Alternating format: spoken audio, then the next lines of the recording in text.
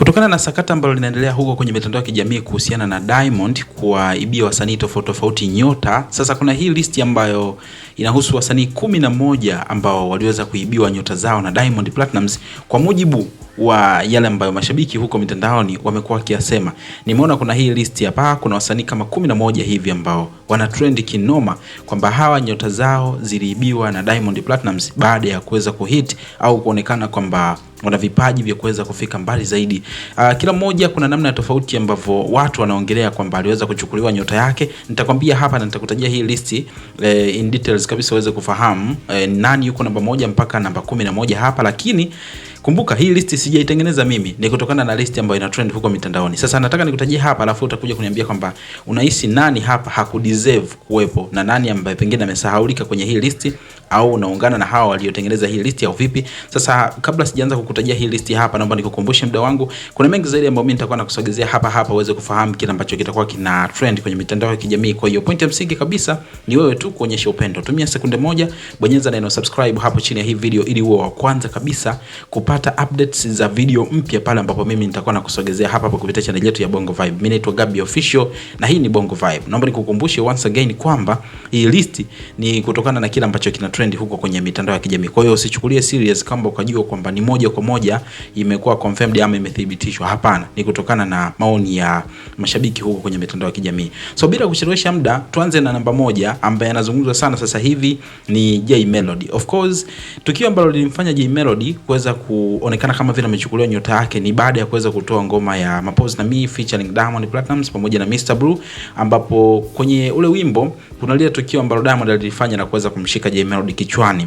Ni moja tukio ambalo limekuja kuonekana kwamba ndio njia ambayo Diamond Platnumz aliweza kuitumia kuweza kuchukua nyota ya Jay Melody, na watu wanasema kwamba tangu pale mpaka sasa hivi Jay Melody amekuwa sio yule ambaye tulikuwa tunamfahamu before hajaweza kufanya ile collab na Diamond Platnumz. Lakini ukiachana na huyo namba 2 hapa kuna Rich Mavoko. Of course tunafahamu Rich Mavoko aliondoka Wasafi, lakini hakuondoka kwa mazuri. Yaani kiufupi ondoka yake pale Wasafi ilikuwa ni ya namna tofauti kabisa, kiasi kwamba kulikuwa kuna mgogoro ambao ulikuwa unaendelea na mwisho wa siku alikuja kufanikiwa kutoka. Sasa Rich ni miongoni mwa watu ambao ama wasanii ambao wameweza kuwekwa kwenye list ya watu ambao walichukuliwa nyota zao na WCB. Ikumbuka kwamba tulikuwa tunaona alikuwa anasifiwa sana na Diamond Platnumz kipindi hicho yuko ndani ya record label ya Wasafi, na watu wakasema kwamba Diamond mwenyewe alikuwa anasema ama anamtaja kwamba Rich Mavoko ni miongoni mwa wasanii ambao ni icon kubwa sana kwa record label ya WCB, lakini pia kwa mziki wa Bongo Flava Tanzania. Ukiachana na Rich Mavoko hapa kuna namba 3 tunakutana na Kasimu Mganga.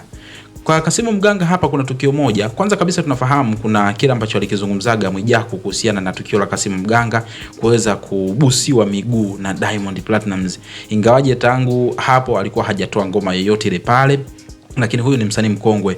Sasa Mwijaku alikujaga akasema kwamba Kasimu Mganga amechukuliwa nyota yake baada ya kuruhusu Diamond aweze kumbusu miguuni, kitu ambacho kwa jinsi anavyomfahamu Diamond na mambo yake basi ni dhahiri kwamba Kasimu Mganga kwa heri bye bye. So ameweka kwenye namba 3 hapa kama listi ya miongoni mwa wasanii ambao wameweza kuchukuliwa nyota zao na Diamond Platnumz.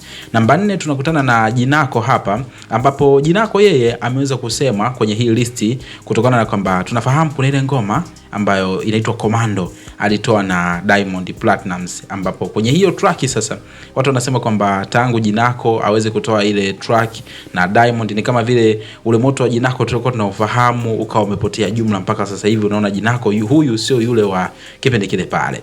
Ukiachana na Jinako hapa, namba 5 tunakutana na Barnaba Classic. Tunafahamu kuna collab kadhaa ambazo ziliweza kutoka na kati ya Barnaba pamoja na Diamond Platnumz. Kuna ile ya Hadithi kipindi kile pale ambacho Barnaba alikuwa na yake ya Love Sound Different, lakini pia kuna hii collab inafahamika kwa jina la Salama. Ni ngoma ambayo Barnaba pia aliweza kumshirikisha Diamond Platnumz. Watu wanasema kwamba baada ya Barnaba kuruhusu Diamond kuweza kufanya naye collab, basi ndio ilikuwa mwanzo wa Barnaba kuweza kupotea, na mpaka sasa hivi akitoa ngoma ni kama vile hakuna kitu ambacho kimeweza kutokea.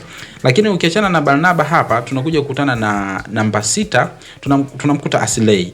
Ni miongoni mwa wasanii pia ambao kama unakumbuka vizuri walikuwaga kwenye target ya kuweza kusainiwa ndani ya record label ya WCB kipindi kile pale, lakini bahati mbaya zaidi ni kwamba ikaja katokea hiyo nafasi akaichukua Mbosso Khan. I don't know nini hasa ambacho kiliweza kutokea exactly, kwa sababu kuna mengi yaliyokuwa yanazungumzwa, lakini yote kwa yote hatuwezi kujua ukweli. Sasa licha kwa sababu Diamond alikuwa anamsemea vizuri sana Aslay na kusema kwamba Aslay kama angekuwa chini yake basi ni dhahiri kabisa kwamba angekuwa mbali sana, lakini hatujui nini ambacho kiliweza kuendelea baada ya pale, kwa sababu kulikuwa na karibu kati ya Aslay pamoja na Diamond Platnumz, lakini after then ni kama Aslay alipoteaga jumla mpaka leo hii tunavyomuona.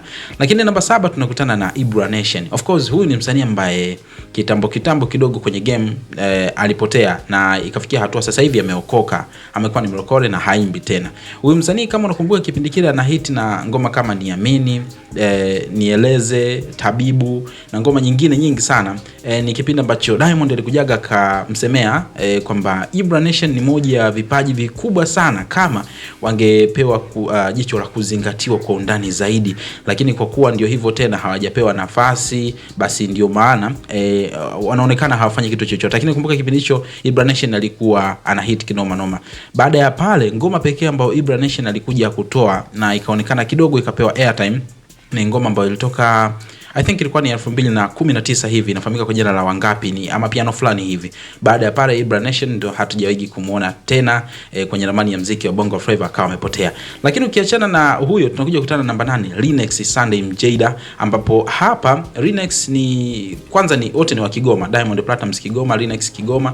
Sasa walitoaga ile collabo kama ambavyo tunafahamu ya Salima, lakini Lynex hakuchukua muda sana akapotea kwenye game la muziki. Watu wanasema kwamba Diamond Platnumz aliweza kubeba nyota yake. Sio huyo tu, tunakuja kukutana na Rayvanny. Of course tunafahamu Rayvanny mpaka leo anamappreciate sana Diamond Platnumz. Alitoka kwenye label ya WCB kwa uzuri kabisa, hakukuwa na beef lolote wala nini, lakini ile kutokuonekana Rayvanny yule wa Wasafi ambao ukiangalia ukijaribu kupima mzani Rayvanny yule na wa sasa hivi ni kama vile kuna tofauti. Yani Rayvanny wa kipindi kile kwa moto sana. So watu wanasema kwamba kitendo cha Rayvanny kuamua kujitegemea kilimfanya Diamond Platnumz aweze kuchukua nyota yake na vitu kama hivyo. Lakini namba 10 tunakutana na Ibra.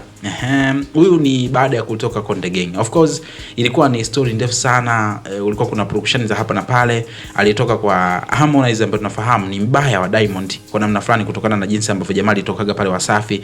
Sasa wakati Ibra alikuwa na ukaribu fulani hivi na Diamond Platinum baada ya kutoka Konde Gang, mpaka watu wakawa wanajaribu kusema kwamba huenda anataka kusainiwa WCB na vitu kama hivyo. Unakumbuka kipindi kile pale Ibra ametoa ngoma ya Copy and Paste. Ilikuwa ni kipindi ambacho mpaka Diamond akawa na ipromo hiyo ngoma ya Ibra, na mwisho siku mengi sana yaliweza kuzungumzwa kwa kipindi kama hicho hapo hivi. So watu wanasema kwamba kupotea kwa Ibra baada ya pale ni aliruhusu karibu na Diamond Platnumz, kitu ambacho kilikuwa ni kibaya sana. Mwisho wa siku nyota yake kabebwa. Wa mwisho kabisa hapa ambaye ameonekana akizungumzwa sana ni huyu msanii hapa mbele. Kabla sijakutajia huyu msanii, kwanza kuna wasanii wawili hapa. Amini mmoja ambaye ninasemekana kwamba huyu naye awe makini sana, kwa sababu akijaribu kuendelea kuchezea shilingi kwenye tundu la choo na yeye anaweza kapotea. Namba 11 ni Lava Lava, ambapo yeye inasemekana kwamba nyota yake ilishachukuliwa kitambo sana. Huyu ni msanii ambaye pale Wasafi ni kama vile alikuwa hapewi airtime sana, lakini ni moja ya wasanii ambao wanazungumzwa kwamba nyota yao ishachukuliwa kitambo sana na Diamond Platnumz. Lakini ukiachana na huyo, kuna huyu msanii ambaye ameonekana watu wameonekana kumsema sana kwamba itabidi awe makini sana. Si mwingine ni Juma Jux. Juksi amekuwa akipewa tahadhari sana huko kwamba itabidi awe makini sana hiki ambacho anakifanya. Nyota yake imewaka sana, tunafahamu. Ukizungumzia kipande cha Nigeria anakubalika kinoma noma, hapa Bongo Tanzania na vitu kama hivyo. Kuna collab ambazo ameweza kutoa na Diamond Platnumz kama sio 4 basi ni 3. Tunafahamu kuna Sugua, lakini pia kuna Enjoy, lakini pia kuna ile Joy. So kama kutakuwa kuna nyingine nimesahau, anyway utanikumbusha kwenye sehemu ya comment. Ni moja ya wasanii ambao wanaambiwa kwamba itabidi wawe makini sana, kwa sababu kwa mujibu wa mashabiki sasa na waliotengeneza hii list wanasema kwamba Diamond ni mtu ambaye pale ambapo wanaona kuna fursa huaga hacheki na yoyote. So kama umesikiliza hii list mwanzo mpaka mwisho, tuambie nani ambaye alideserve kuwepo hapa hajawekwa, na nani ambaye amewekwa hapa lakini bado anaonekana yuko moto sana kiasi kwamba nyota yake haijaweza kuchukuliwa. Na tuambie pia maoni yako mengine ni yapi kuhusiana na hiki kwenye sehemu ya comment hapo, bila usisahau kusubscribe hapa kwa ajili ya kupata updates kwenye video zijazo.